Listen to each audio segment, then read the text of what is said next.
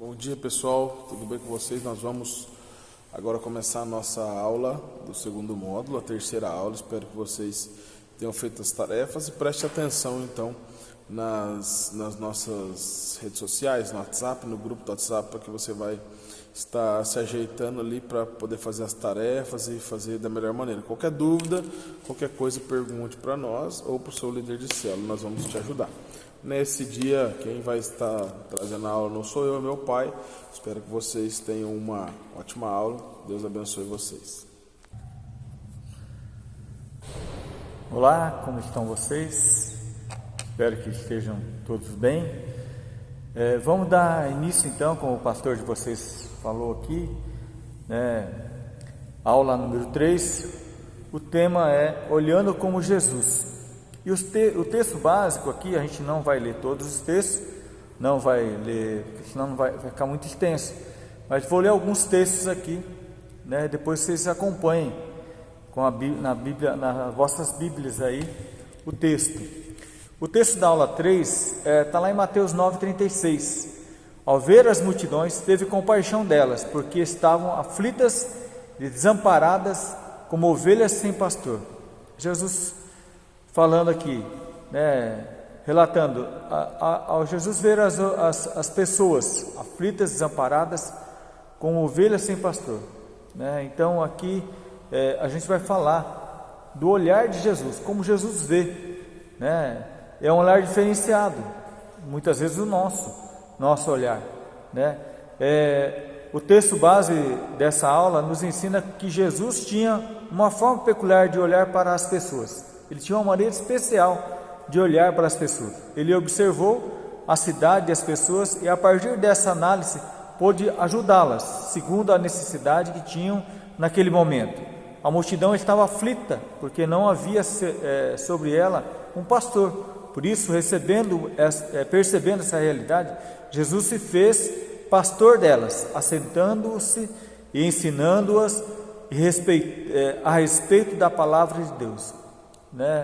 Então, na realidade, as pessoas não conheciam a promessa e a palavra de Deus. Jesus veio para ensiná-las, E com amor, ele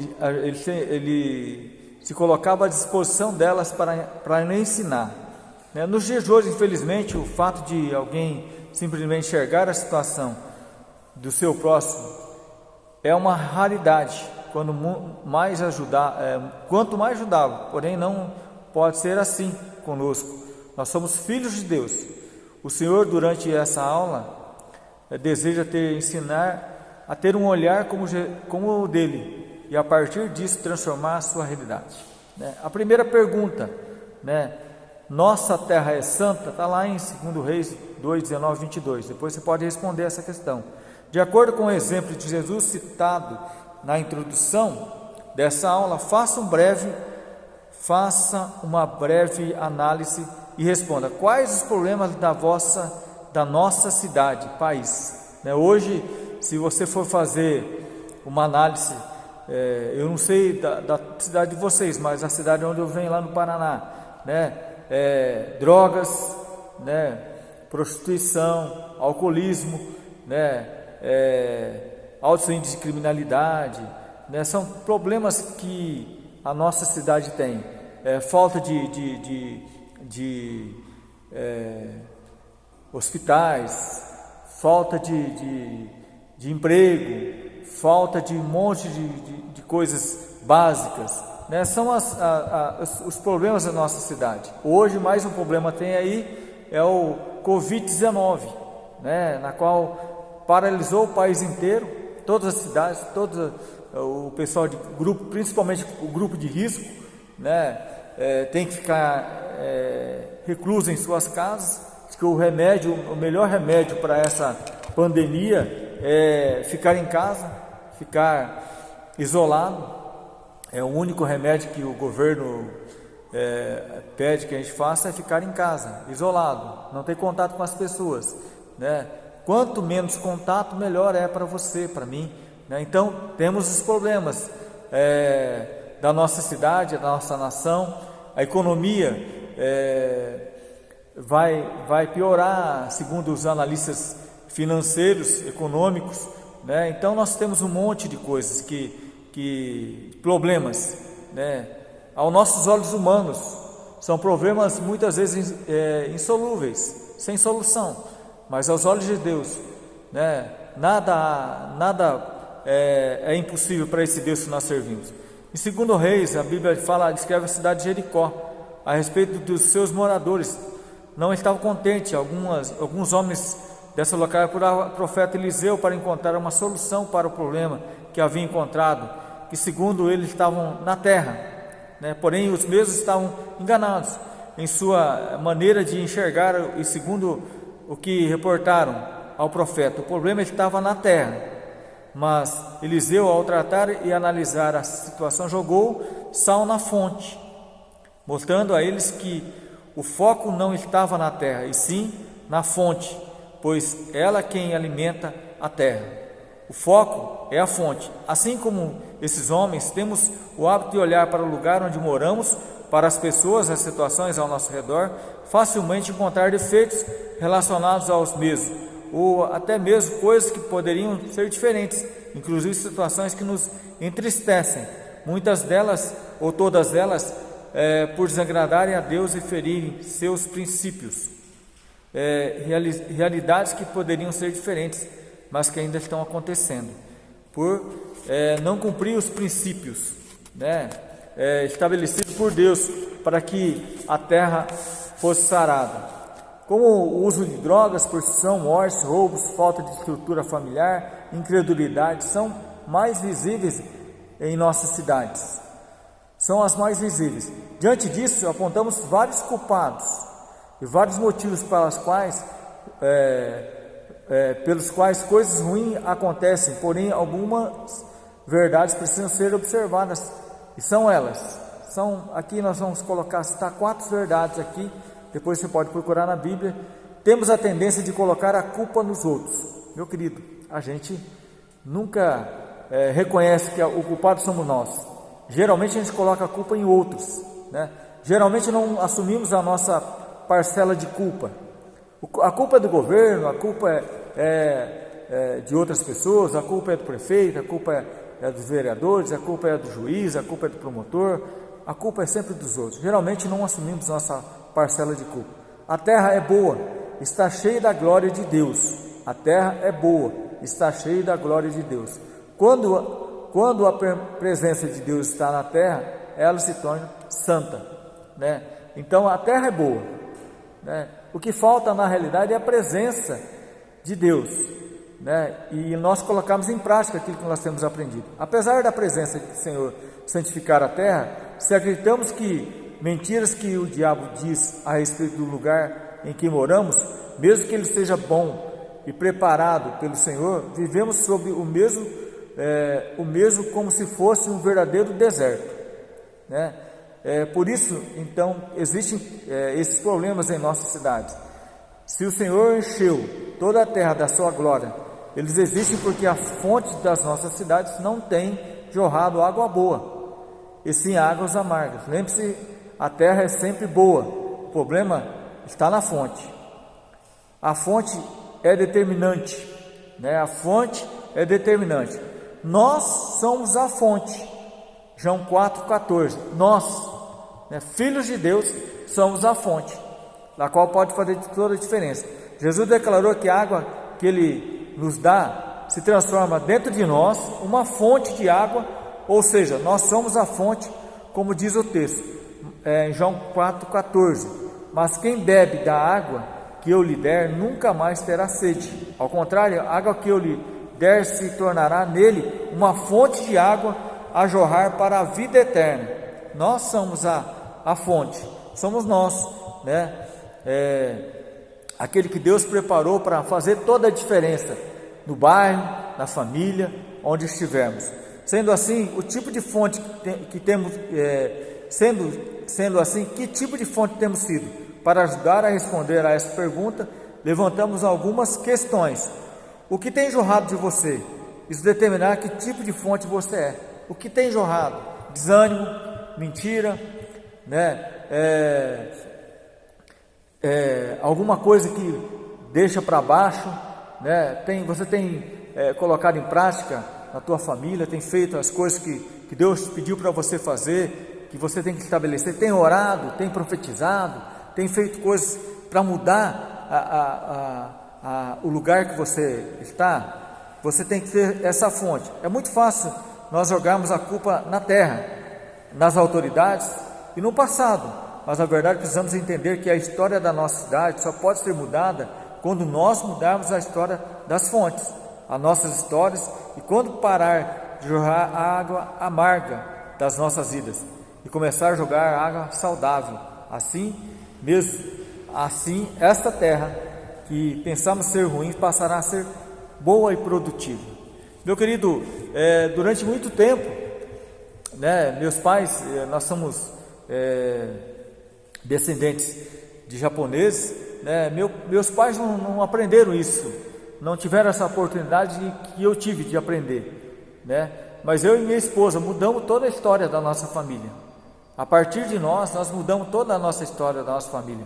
Primeiro nós fomos para Deus, consagramos nossos filhos para o Senhor, colocamos nossa vida debaixo da orientação dele, mudamos realmente, aprendemos e colocamos em prática, né, para que começássemos a jorrar água boa, começássemos a profetizar, a pedir coisas saudáveis para as nossas vidas. A história da nossa família mudou, a história da nossa família foi transformada a partir do momento que nós entendemos que nós somos a fonte, a culpa é nossa, está em nós, né? Então, a partir do momento que nós aprendemos, começamos a ler a Bíblia, começamos a estudar, começamos a conhecer a palavra do Senhor, começamos a colocar em prática, para que a terra mudasse, né? E hoje eu creio que nós estamos colhendo aquilo que nós semeamos, aquilo que nós plantamos.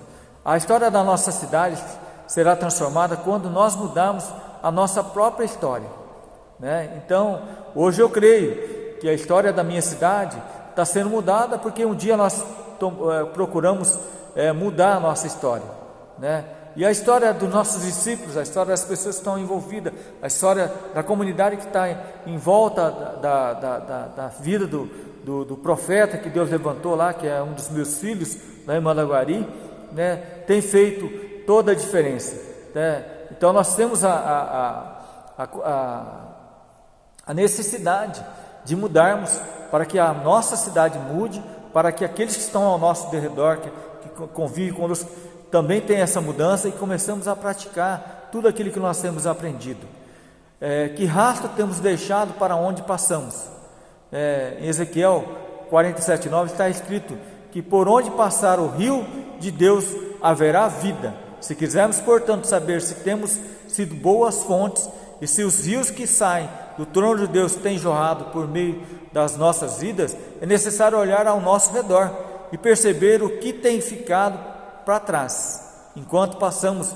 Se temos gerado vida nos lugares onde andamos, então temos a certeza que estamos jorrando o rio de Deus, né? Esse é uma das provas. Por onde você tem passado, o que você tem semeado, o que você tem ensinado, o que você tem deixado, né, como legado para as pessoas no trabalho, na família, né, na escola. O que você tem deixado de exemplo, né? Eu trabalhei por muito tempo numa escola pública lá em Mandaguari, né? E as pessoas, quando tinham alguma dificuldade, alguma necessidade, sem passar por muita caixa, eu gostaria que você orasse por esse motivo, por aquele motivo, por isso, por aquilo. E sempre que possível, a gente chamava as pessoas para estar orando juntos, né? Mas o que a gente tem deixado, né? Lá nas reuniões, quando tinha reuniões, o pessoal estava falando alguma coisa, alguma piadinha. Quando a gente entrava na sala, eles paravam o assunto e falavam: o Takashi chegou, vamos parar de falar esse assunto que desagrada. Desagrada na realidade, não desagrada a ele, mas desagrada a Deus que ele serve, né? Então, o que a gente tem deixado de exemplo, né? Muitas vezes ajudamos as pessoas que estavam passando por lutas, dificuldades, né? Como nós aprendemos com o discipulado, com a visão, né, que nós devemos ajudar uns aos outros, né, a caminhar segundo a orientação de Deus, segundo aquilo que Ele tem nos ensinado. O poço já está aqui. O poço não precisa ser colocado em nossas vidas, pois Deus já o colocou em nós. Por isso, não devemos mais pedir a Deus que envie alguém para trazer soluções para a nossa cidade. Somos nós que devemos nos levantar e ir. Então Deus nos escolheu. João 15,16 fala que Jesus te escolheu para que você dê fruto, e vosso fruto permaneça, para que tudo que você pedir em nome dele, ele vô-lo conceda. É uma promessa sobre a tua vida. Como poços de Deus que somos, devemos aprender algumas coisas. 3 coisas básicas. Precisamos ser um poço que jorre água melhor para a nossa terra. Precisamos ser um poço que jorre uma água melhor para a nossa terra. Somos nós que determinamos que tipo de poço seremos. A diferença somos nós que fazemos. Meu querido, se a nossa igreja plantada aqui, a comunidade, se ela se acabar e ninguém sentir falta, meu querido, essa igreja não fez nenhuma diferença. Agora, quando a gente pensa na nossa igreja vai acabar, qual vai ser a falta da comunidade com a nossa igreja fechada, né? Com a nossa igreja sem movimento, inativa, né? Aí você começa a imaginar, muita gente vai sentir falta, as pessoas vão se sentir perdidas. Aí sim, né, a sua igreja é relevante. Quando a cidade, ou o bairro, ou a comunidade na qual a igreja está inserida, sentir falta dela, sentir falta da comunidade dela, essa igreja é uma igreja relevante, né? Aí nós podemos falar que nós somos a fonte que jorra vida dada por Deus, vida trazida pela presença do Espírito Santo, de Jesus e do nosso Senhor. Então a diferença está em nossas mãos. Nós somos a diferença. Por isso nossa igreja é em células. Nós somos acostumados a aprender e ajudar as pessoas. Nós temos 2 propósitos. Nós somos criados com 2 propósitos, né? Fomos criados para conhecer Jesus e andar com Ele, e aprender dele e depender dele. E o segundo propósito é levar as pessoas a conhecer Jesus, a andar com Ele e aprender dele, e ser como Ele. Nós sempre falamos que nós nunca chegaremos à estatura de Cristo, mas quanto mais próximo dele, mais parecido com Ele eu vou ficar. Meu querido, né, nessa lição aqui, nós temos que ser parecido com Jesus, temos que ter compaixão pelas pessoas, temos que ser como Jesus teve compaixão das pessoas, das vidas. Ele nos enviou como ceifeiros para ajudar, como discípulos dele, do próprio Jesus, para ensinar as pessoas a andarem, a conhecer, né? A palavra fala: conhecereis a verdade e a verdade vos libertará de um monte de mentira, né, que o diabo tenta colocar em nossa mente para nos desviar dos propósitos do Senhor. A diferença está em nossas mãos.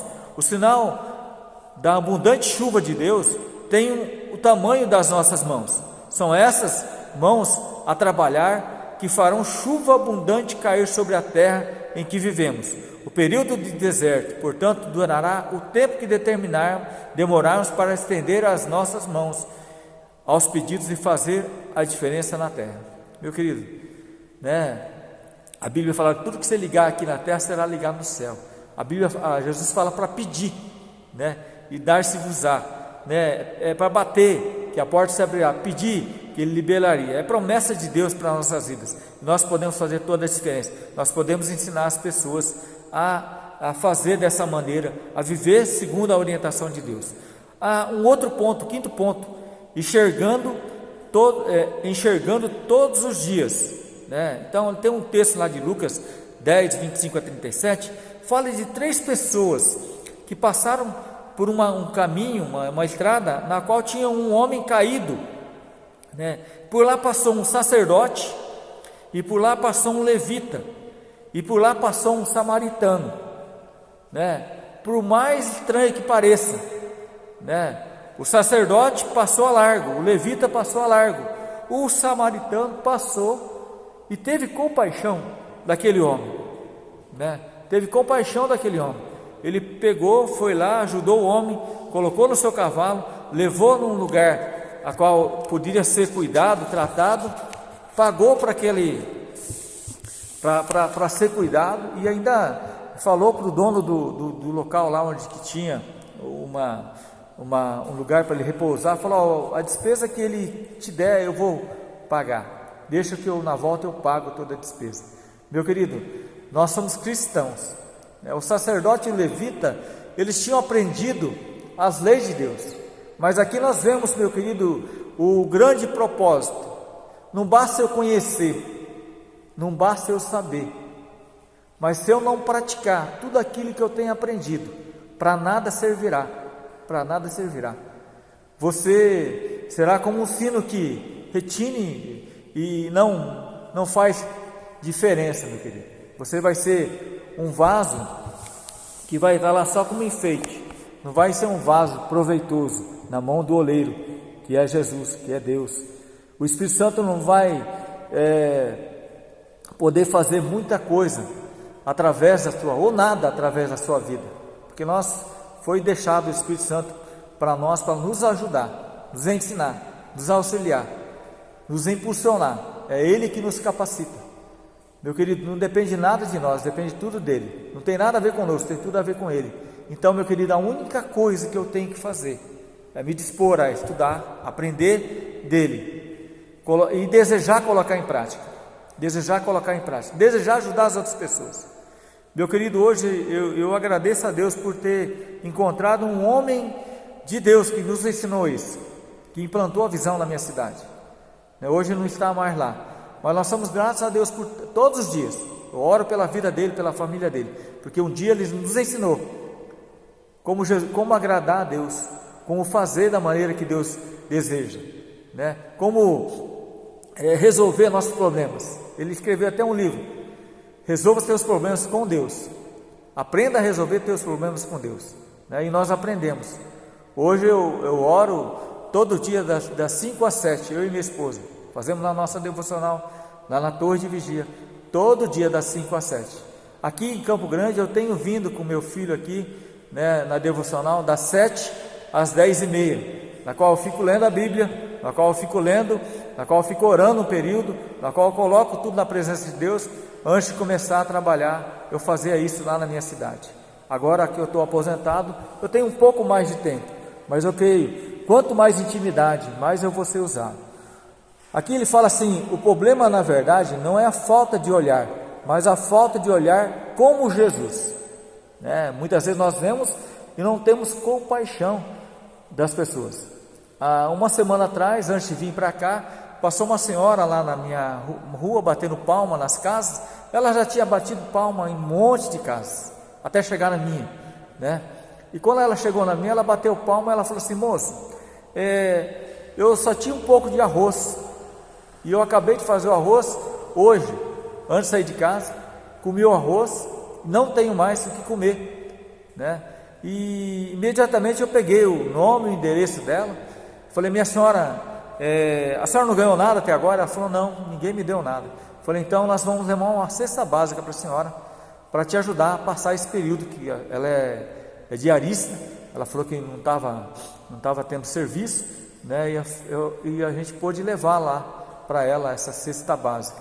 Nós demos um alimento físico para ela, mas nós também deixamos uma mensagem para ela ali, que na realidade o alimento espiritual é um alimento necessário para que nós mudemos a nossa vida, para que a nossa vida seja mudada por Jesus. Quantas vezes nós também deixamos escapar em nossos dias a oportunidade de servir a Deus em situações como essa, em que deveríamos fazer algo, tomar atitudes, ajudar alguém, mas ao contrário disso deixamos para depois, e no final de tudo acabamos como o sacerdote e o levita, negligente com o chamado que o Senhor fez a todos nós, amar o próximo como a nós mesmos. O que precisamos compreender é que o amor de Jesus ensina que o amor de Jesus ensina não é teórico, mas prático.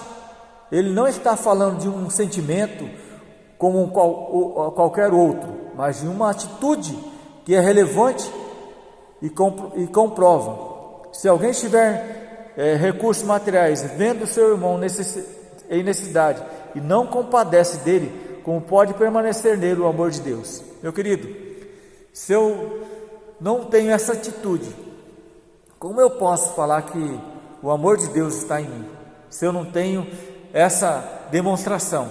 Se Ele está em mim, se o Espírito Santo habita em mim, eu vou ter essa disposição.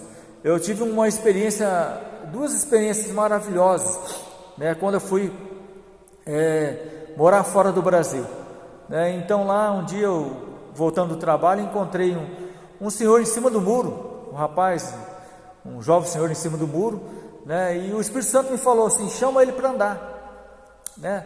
E na hora eu relutei, mas não conheço ele. A gente tem essa dificuldade. Eu nem conheço esse rapaz, né? Mas o Espírito Santo falou: chama ele para andar de bicicleta com você. E aí, com muita insistência do Espírito Santo, eu chamei: ô moço, vamos andar de bicicleta? Ele falou assim: ó, não tem nenhuma bicicleta. Aí o Espírito Santo fala para ele pedir para os amigos dele. Eu falei: pede para os teus amigos, você tem um monte de amigo aí, pede para ele emprestar a bicicleta. Com muita insistência, ele foi andar de bicicleta comigo. E nessa caminhada de bicicleta eu pude contar a minha história de conversão, como Jesus mudou a minha história, né? E ele olhando para mim e falando: cara, você era terrível mesmo, hein? Jesus mudou a tua vida. Eu falei: cara, Jesus mudou a minha vida, mudou para o melhor. Você está vendo eu aqui, eu tenho a minha família, eu tenho 2 filhos, minha esposa está no Brasil, mas estou aqui tranquilo, porque Jesus está comigo, o Espírito Santo está comigo, Deus está comigo, onde eu colocar a planta dos pés, Ele estará comigo andando aqui, né? E contei os testemunhos sobre minha mãe, outros testemunhos.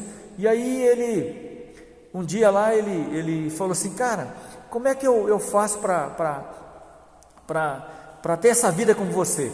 Eu falei: é só você entregar a tua vida para Jesus. E numa dessas andanças que ele fez comigo, ele falou assim: cara, eu quero entregar minha vida para Jesus. E ele entregou a vida dele para Jesus, né? E ele estava ali só de passagem, ele estava procurando emprego, ele estava só de passagem, era pouco tempo que ele ficaria comigo ali, até arrumar um emprego pela empreiteira.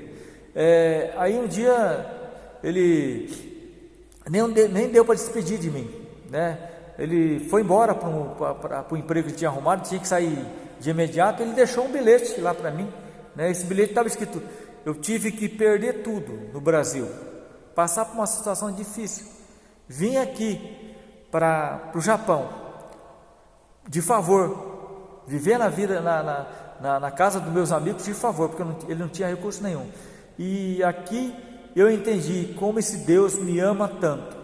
Ele falou: meu querido, aquele dia que eu estava em cima do muro, eu estava escolhendo um prédio para me suicidar, e você me chamou para andar, para caminhar. E eu entendi esse amor de Deus através daquela atitude. A partir de hoje, cara, eu nunca mais abandono esse Deus, né? Esse foi um testemunho que eu tive lá, né? Que me impactou, né? Pelo Espírito Santo me chamar a atenção na luta, na dificuldade daquela pessoa. Eu nem sabia que ele ia se suicidar, mas o Espírito Santo sabia. Um outro testemunho que eu tive também, fora daqui, quando eu estava lá, foi um rapaz que, eu falei do amor de Deus para ele. Ele falou: não, esse Deus que você serve aí não é um Deus amoroso, Deus que eu conheço é um Deus carrasco, um Deus que me odeia, que não ama a gente. Eu falei: não, meu querido, Deus te ama. Contei minha história também, meu testemunho para ele. E aí a história dele é o seguinte: ele e o irmão dele, ele tinha mais um irmão e a mãe. No dia de Natal eles esperavam o pai, que sempre acontecia isso, todos os anos o pai trazia um monte de presente para eles. O pai era viajante, viajava muito, e na época do Natal, no dia de Natal, ele voltava e trazia os presentes para a família, para os filhos. E naquele ano aconteceu que o pai veio no caixão, né? E ele ficou traumatizado, porque a expectativa dele é que Deus sucesso e ele, o pai dele, vivo com um monte de presentes. Mas o presente que ele recebeu aquele dia foi o pai dele no caixão. E a partir daquele dia ele cresceu uma mágoa, uma amargura no coração por não conhecer o amor de Deus. E até ele tinha 18 anos já. Isso aconteceu quando ele era novo, tinha uns 7, 8 anos, né? E ele falou assim: esse Deus que eu conheço é um Deus carrasco, e agora você está me falando um Deus amoroso, um Deus maravilhoso. E ele falou assim: se você conhece esse Deus maravilhoso, prova para mim que Ele existe. E eu falei assim: então fecha os olhos, vamos fazer uma oração agora, né? E ele fez uma oração pedindo perdão pelos pecados, pedindo perdão no atacado dos pecados, pedindo para Jesus escrever o nome dele no livro da vida, pedindo para o Espírito Santo vir sobre a vida dele, ajudar ele, orientar, ensinar, manifestar, e que o Espírito Santo viesse sobre a vida dele naquele momento, para ele ter certeza que Deus existia. Meu querido, eu nunca passei por um momento daquele. Eu nunca tinha visto uma coisa sobrenatural. Veio sobre ele um mover do Espírito Santo naquele momento. Nós estávamos trabalhando. E tomou conta da vida dele ali. O sobrenatural de Deus veio sobre ele e tomou conta dele. A partir daquele momento, aquele rapaz tinha tanta sede, fome de Deus, que eu emprestei minha Bíblia, eu emprestei minhas músicas que eu tinha, eu emprestei tudo que eu tinha para ele. Todo dia ele vinha querendo saber mais de Deus, né? Esse é o nosso objetivo. Deus nos chama para Ele, Deus nos dá a experiência, Deus nos ensina a palavra dEle, para que nós venhamos a fazer diferença na vida de outras pessoas que estão perdidas, desorientadas, sem pastor, como aquela multidão que Jesus viu e teve compaixão. O que precisamos compreender é que o amor de Deus, Jesus, não é apenas uma teoria, né? Não é teoria, a gente tem que colocar em prática, né? A vida com Deus, segundo esse texto, não é uma teoria, mas ação. O lugar onde nos ocupamos aqui na terra, sendo sacerdote levita, não tem valor algum quando vivemos apenas uma boa teoria, mas uma prática ruim, abandonando os perdidos que estão ao nosso redor todos os dias. Deus, portanto, nos chamou para cuidar do nosso próximo. Em resumo, lembre-se, quem deveria ajudar não o fez, apenas o homem tinha azeite e vinho. Por isso, somente terá unção aquele que se dispuser a fazer a vontade de Deus. Deus vai te dar unção, vai te capacitar para você ajudar as pessoas. Mas você tem que ter azeite e vinho. Azeite, né, de unção, nós falamos que quem é ungido é separado por Deus. E o vinho representa a alegria, né? A alegria de ter o Espírito Santo em nós. A alegria de ter o Espírito Santo. Vinho novo, né? Todo dia. O Espírito Santo age e atua na nossa mente e no nosso coração todo dia, nos orientando, nos levando a encontrar pessoas desorientadas. Quando entendemos que o nosso próximo não conseguiremos, quando entendemos quem é o nosso próximo, não conseguiremos mais passar de largo por eles, por sabermos que o amor é prático e que precisamos vivê-lo plenamente. Não há hora, nem lugar e situação para demonstrar o amor de Deus. A sua prática é para todo o tempo. Para cuidar do próximo, o bom samaritano tomou algumas atitudes. Portanto, desejamos olhar como Jesus é também ajudar nosso próximo. Precisamos fazer o que ele fez. Primeiro, desceu da mula, teve uma ação, mudou de rota. Ele estava indo para um caminho, voltou para o lugar para deixar a pessoa que estava caída lá. Abriu mão dos recursos para que outras pessoas